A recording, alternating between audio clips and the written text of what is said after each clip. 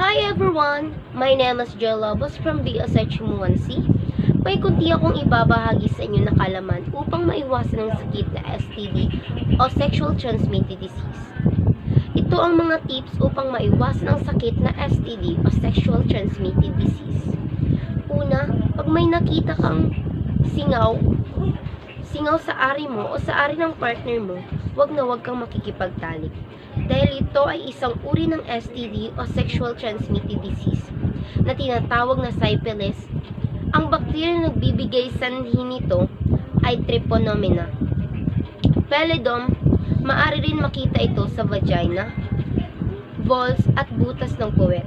At sobrang dala lang pero pwede sa bibig o labi. Tandaan, para siyang singaw pero hindi siya masakit. Pag meron ka nito, huwag kung ano-ano ang ipinapatid sa ari mo. At huwag mag-self-medical. Magpa-check up agad dahil may tanging gamot para dito. Pag hinayaan mo yan, pwede mag-level up yung syphilisis mo. Yes, may iba't ibang ari ng syphilisis. May primary syphilisis, secondary syphilisis, at meron ding tinatawag na tertiary syphilisis.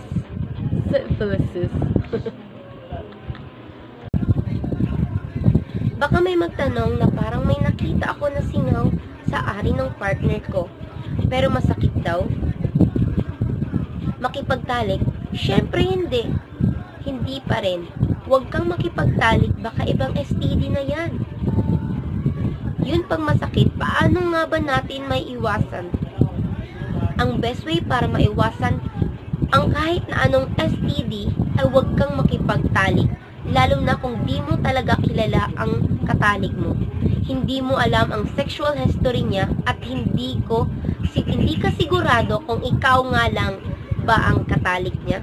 Tandaan, ligtas ang may alam. This is me again, Joy M. Lobos from BSHM1C.